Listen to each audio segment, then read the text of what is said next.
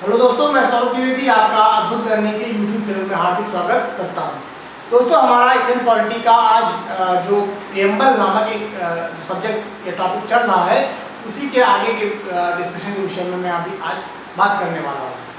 दोस्तों, हमने last video में क्या देखा था कि कैसे प्रीएम्बल का पूरा एक डेवलपमेंट हुआ है, कैसे हम लोगों ने स्वयं ने we the people of India ने क्या किया है, अपने आप को क्या किया, अधिनियमित, यानी यहाँ पर देखिए adopt enact and give ourselves, अंगीकृत, अधिनियमित और अर्पित किया है पूरे के पूरे संविधान को।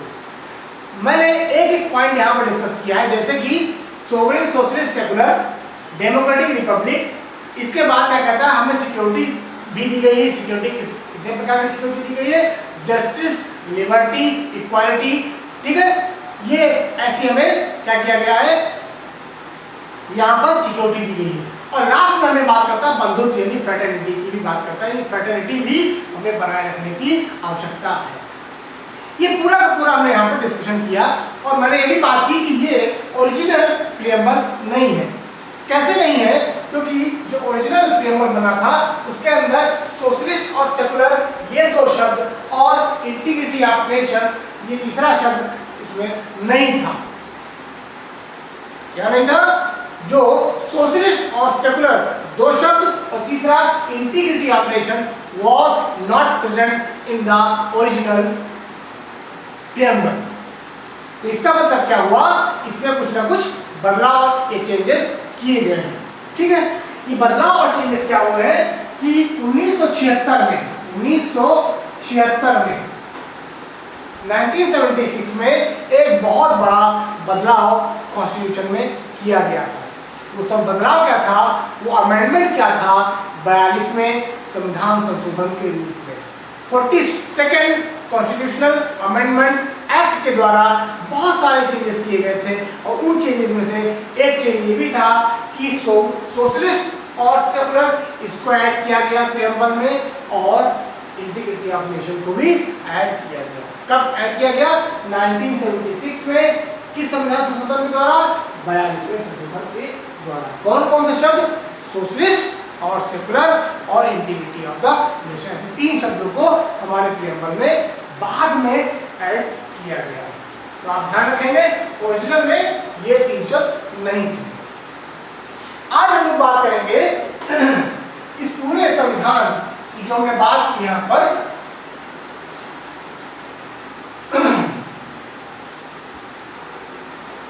इसे हम लोग की ऑफ द कॉन्स्टिट्यूशन कहते हैं। जो प्रीएम्बल है हमारा, इस प्रीएम्बल को हम लोग क्या कहते हैं? की ऑफ द कॉन्स्टिट्यूशन,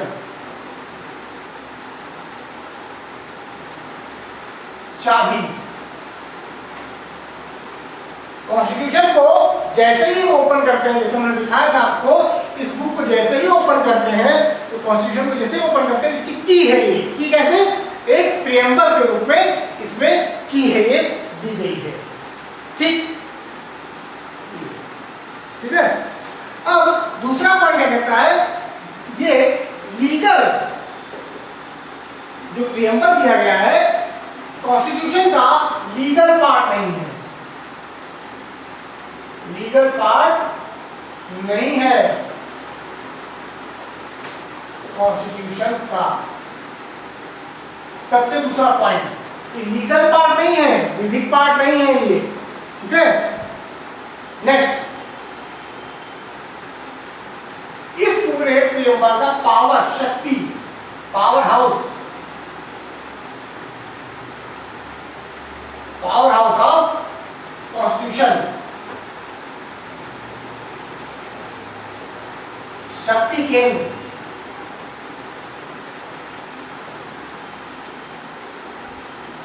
शक्ति केंद्र क्या है? हमारे पूरे के पूरे संविधान का वी द पीपल।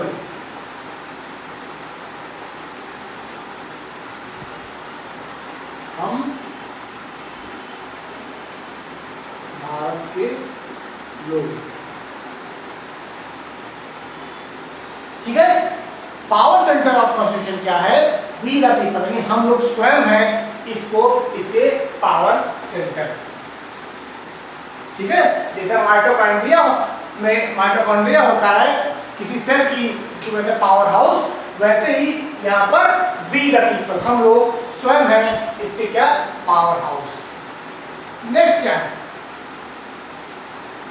जब यहां पर बदलाव किया गया या बदलाव करने की बात कही गई, तो सबसे पहला जो केस आया था इसके, हम लोग कुछ केस डिस्कस करेंगे।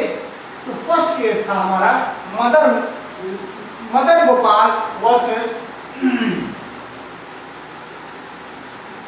Madan Gopal versus Union of India 1957 में। ठीक है, मदन गोपाल का यूनियन ऑफ इंडिया के वर्सेस में एक केस हुआ था। उस केस में क्या कहा गया था, इसे हम लोग न्यायालय में, जुडिशरी में, न्यायालय कोर्ट में परिवर्तित नहीं कर सकते, यानी कि कोर्ट में से हम लोग परिवर्तित नहीं कर सकते हैं। इसका मतलब क्या है, अगर इसकी अवहेलना हो जाए, इस प्रियम्बल की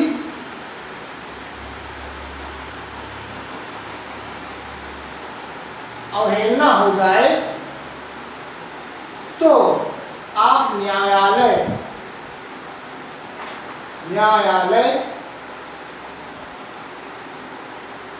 की शरण में नहीं जा सकते। ठीक है, इसका मतलब क्या हुआ कि अगर कभी ऐसा कुछ सिचुएशन क्रिएट हो जाए कि आपका प्रियम्बल जो है उसकी अवहेलना हो जाए, उस समय आप क्या करेंगे, प्रियम्बल की अवहेलना होने पर आप न्यायालय यानी जुडिशरी नहीं जा सकते हैं, न्यायालय उसमें हस्तक्षेप नहीं कर सकता है। दूसरा केस, इसके बाद एक केस और होता है। दूसरा केस क्या होता है, बेरुबरी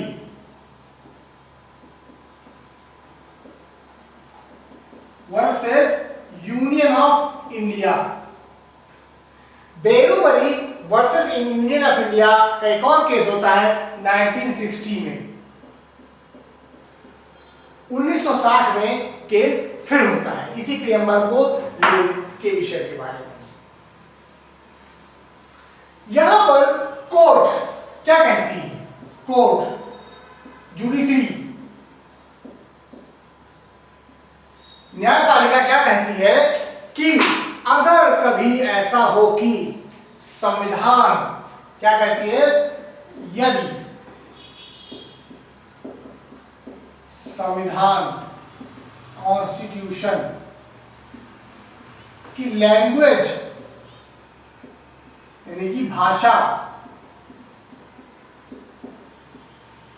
क्या हो जाए, संदिग्ध हो जाए, अगर संविधान की भाषा संदिग्ध हो जाए, तब हम क्या कर सकते हैं, प्रस्तावना यानी प्रियम्बल का, तो प्रियम्बल का प्रयोग यानी रिफरेंस लेंगे।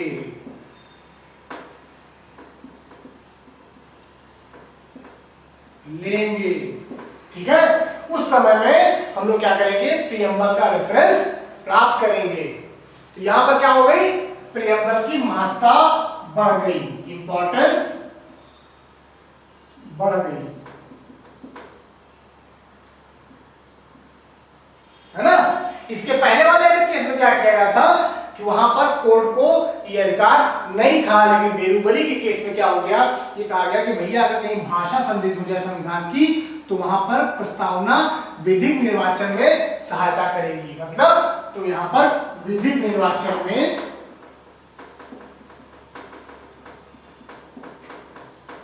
सहायता करेगी।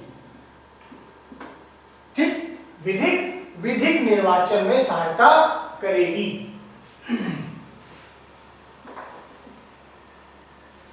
नेक्स्ट, इसके बाद क्या होता है?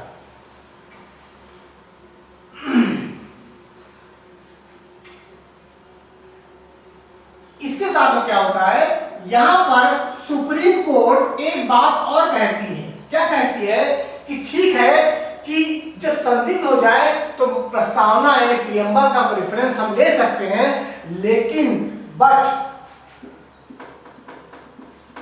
Preamble is not the part of constitution. क्या कहता है? Not the part. प्रियम्बल प्रस्तावना उद्देशिका क्या है? प्रियम्बल प्रस्तावना उद्देशिका क्या है? ये कॉन्स्टिट्यूशन का पार्ट नहीं है। ठीक है, नहीं माना, याद रखिएगा, बेरूबरी के केस में नहीं माना। ठीक है, नेक्स्ट, जो नेक्स्ट केस होता है वो है हमारा केशवानंद भारती केस।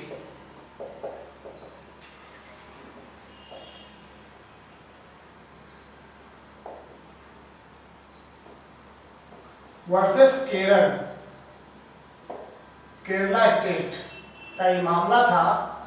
और इस मामले में क्या हुआ? इस मामले में क्या हुआ? 1973 में ये मामला हुआ।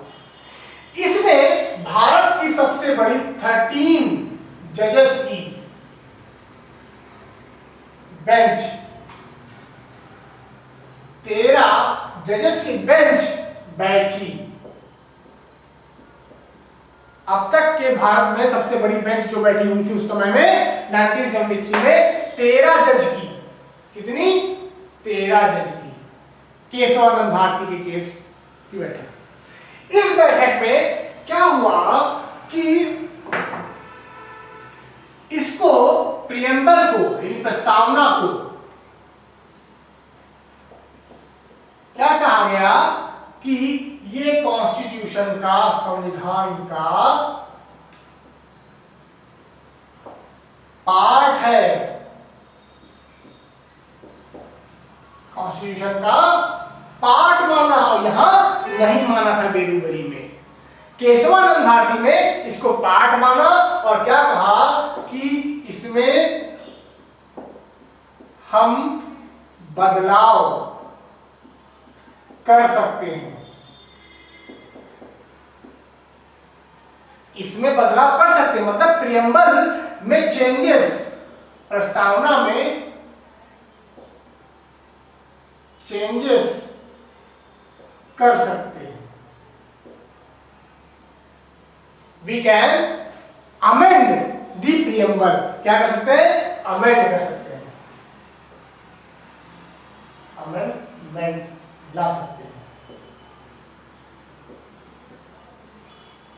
हो गया? यहां पर मना कर दिया, लेकिन जब 13 जजों की बेंच बैठी तो उसमें एक्सेप्ट कर लिया कि भैया बदलो।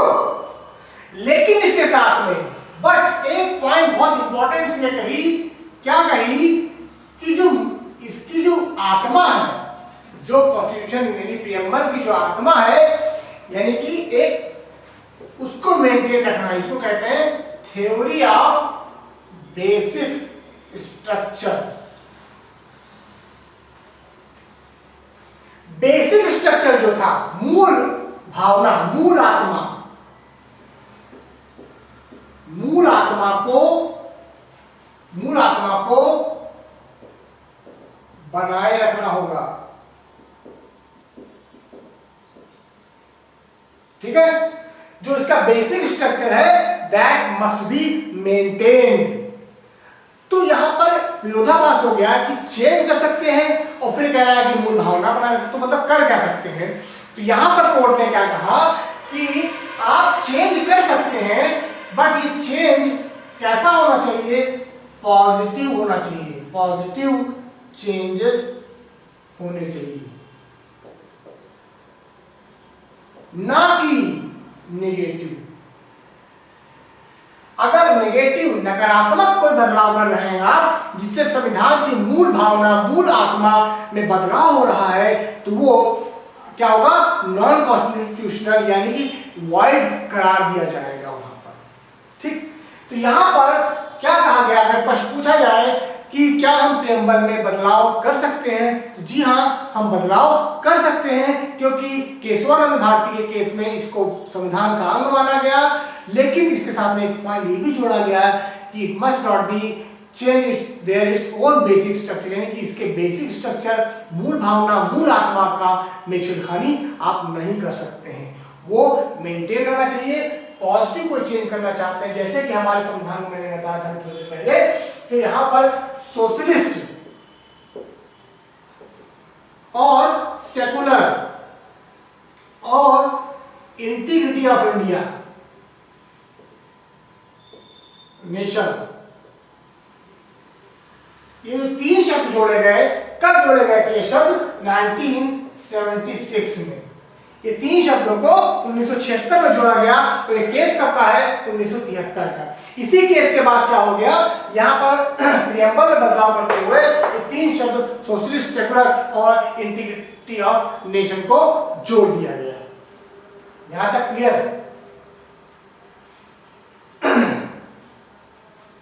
ठीक, तो इस प्रकार से ये क्या हो गया, केसेस यहां पर हमने डिस्कस की।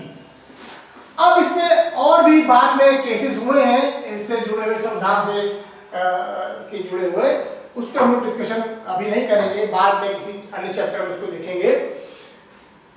ये जो कुछ चीजें इसमें आप जान लीजिए, जैसे कि ये रिटन फॉर्मेट है, ये जो हम लोग लिखित संविधान की जो बात कर रहे हैं, इसे हम लोगों ने फ्रांस से देखा था।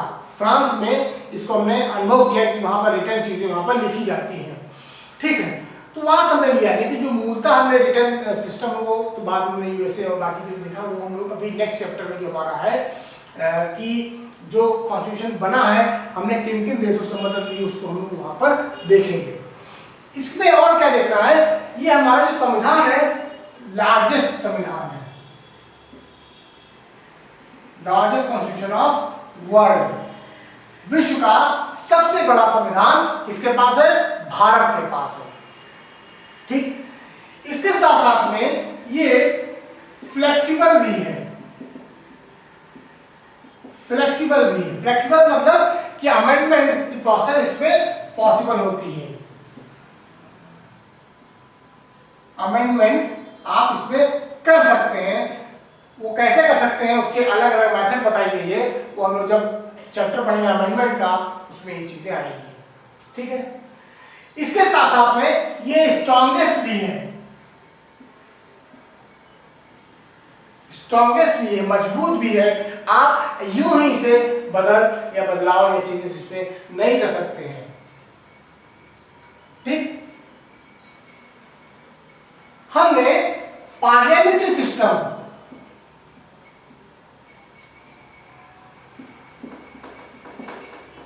संसदीय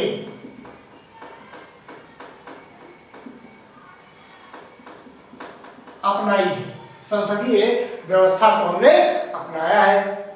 इसके साथ साथ में क्या हुआ है, हमारे पूरे संविधान में संघीय शब्द,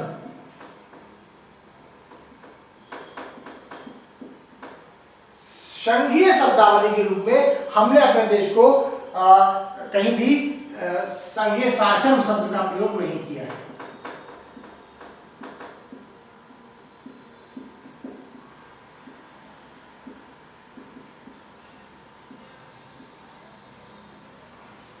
तो इसका मतलब क्या है, हमारे यहाँ पर हम लोग संघीय शासन ना क्या कहते हैं, यूनियन ऑफ स्टेट।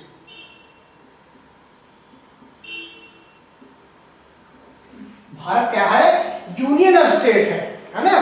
तो यहां पर अर्धसंघीय व्यवस्था है। कैसी व्यवस्था है, अर्धसंघीय।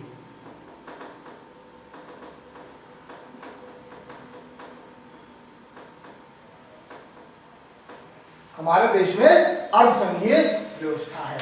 तो इस प्रकार से पूरा का पूरा जो हमारा संवैधानिक एक खाका था, ढांचा था, उसको मैंने यहाँ पर आपको एक्सप्लेन करने की भरसक कोशिश की है। अगर आपको कोई प्रश्न हो तो आप कमेंट करके पूछ सकते हैं। लेकिन मैं आपको बता देना चाहता हूं, अभी तक के जितने भी प्रश्न पूछे गए हैं 2019 तक के एग्जाम की लेकर बात करें तो मैंने लगभग सभी क्वेश्चन के आंसर को यहाँ पर इसी डिस्कशन में कवर कर लिया है। अगर आप इस वीडियो को ध्यान से सुनते हैं तो आपका कोई भी प्रश्न गलत नहीं होगा, इसकी गारंटी है। ठीक है, तो आप मेरे चैनल को सब्सक्राइब कीजिए, लाइक कीजिए और शेयर कीजिए। इसके साथ साथ में बेल आइकन को भी पुश करना ना भूलिए, जिससे क्या हो, आपको हमारे लेक्चर्स के तुरंत ही क्या हो, आपको नोटिफिकेशन प्राप्त हो जाए। चलिए, इसी के साथ बहुत बहुत धन्यवाद। Thank you very much.